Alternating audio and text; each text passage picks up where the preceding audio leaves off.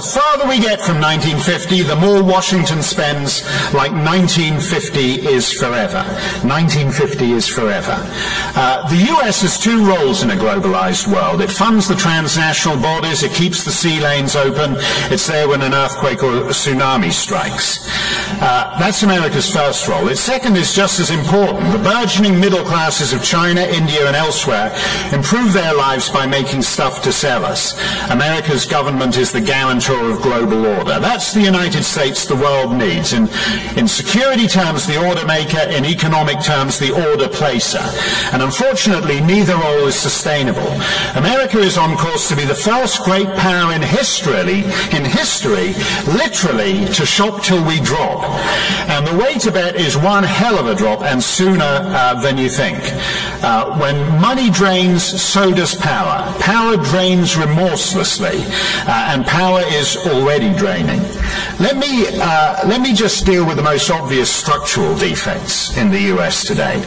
In 1969, that shrewd geopolitical thinker, George Harrison of the Beatles, in the course of a wide-ranging meditation, briefly detoured out of the Hare Krishna chants into some remarks about the Monopolies Commission, which is the British equivalent of the US government's antitrust division. You know, this is the thing I don't like, he said. It's the Monopolies Commission.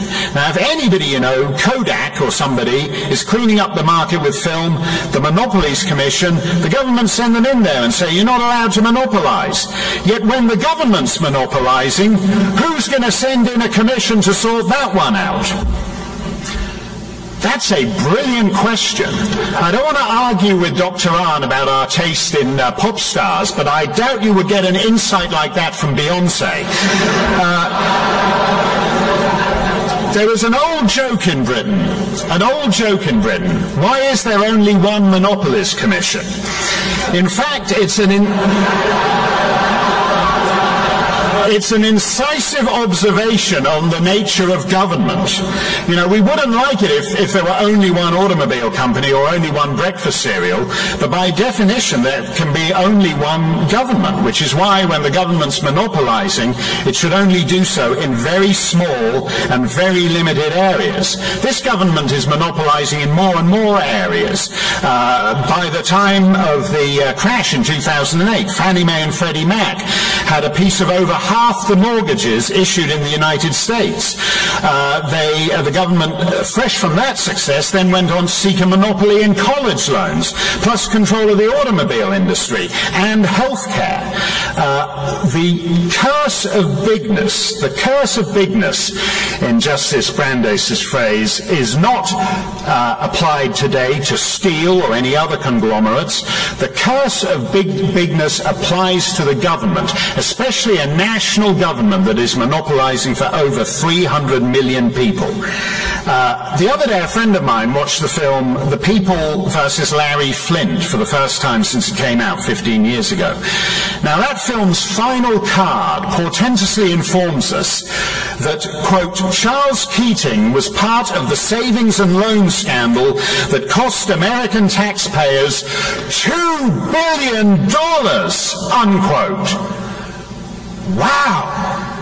Wow, $2 billion. $2 billion. That's almost a third the size of the unfunded liabilities in the CIA pension fund. The People versus Larry Flint came out in 1996, 15 years ago, but it's a lost world. Just as we find it hard to comprehend today that the average fellow in medieval England had to get by on 6 pennies a day, so now we find it hard to imagine an age lost in the mists of antiquity when there were scandals that cost American taxpayers a mere $2 billion. Boy, what a primitive society that must have been, barely advanced out of subsistence agriculture. Today we could have 500 savings and loan scandals for the cost of one Obama stimulus package. We could have 850 savings and loan scandals for the cost of this year's budget deficit. We could have vast armies of Charles Keating clones rampaging across the fruited plain. Government is the biggest inflationary force in America. The curse of bigness. Government monopoly. Government monopolizing, driving out competition, putting up prices, controlling prices, as it's doing from everything to genuinely private healthcare arrangements to non-state licensed kids' lemonade stands.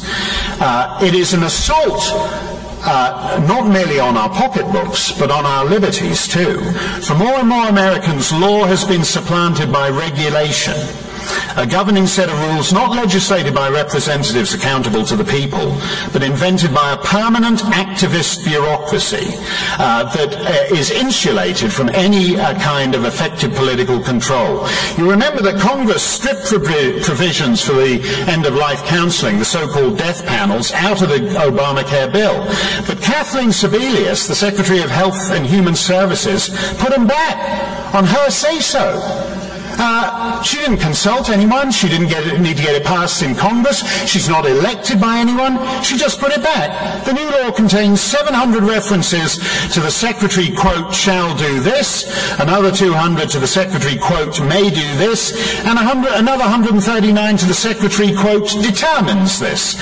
So the Secretary may and shall determine pretty much anything she wants, plucked at random from the Obamacare law. Quote, the Secretary shall develop all healthcare components that shall include tooth-level surveillance, unquote. Tooth-level surveillance. That phrase is hitherto unknown to human history, but it's in Obamacare. George III never went in for tooth-level surveillance, because George Washington would have been in big trouble if he had. He didn't, the wooden choppers, if he'd complied with the individual mandate, he wouldn't have been going around with that. I'm not sure even Colonel Gaddafi goes in for tooth-level surveillance.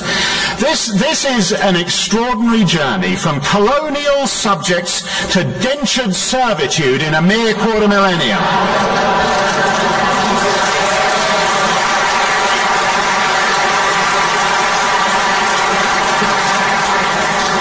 We have excess regulation. We have a deformed property market, mostly from the intervention of government.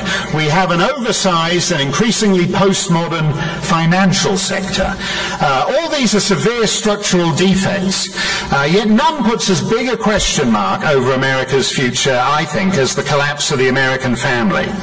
In terms of sexual identity, we're freer than almost any society in human history in terms of official validation of our choice to redefine ourselves in defiance of biological and physiological reality. If I wake up tomorrow morning and decide I want to be a woman, I can become a woman, and in fact America is different only from the rest of the world in that it's harder in this country to get the government to pay for me to become a woman as they would do in Canada or the United Kingdom. But I guess if they're going to go in for tooth-level surveillance, they can pretty much survey anything else they want to while they're there, and eventually they'll be paying for me to become a woman too here.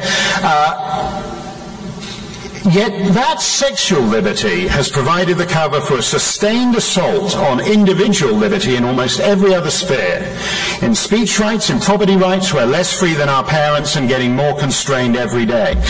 Big government seems to understand that if you let your subjects get it on with anything that moves and a lot that doesn't, they'll mistake their shackles for a complimentary session at the bondage dungeon. Give me liberty or give me sex. Live free or die. In an age of suffocating statism, sexual license is the only thing you no longer need a license for. It's remarkable. It's a remarkable state of affairs. 40% of American children are now born out of wedlock. A majority of Hispanic babies are born to unmarried mothers. So are 70% of black children. And so are 70% of the offspring of poor white women with a high school education. Entire new categories of crime have arisen in the wake of familial collapse. Millions and millions of American children are raised in transient households and moral vacuums that make not just social mobility, but even elemental character formation all but impossible. It's not a green eye shade issue. It's not a green eyeshade issue. The trillion-dollar deficits are symptomatic of profound structural problems, beginning with the squandering of our human capital.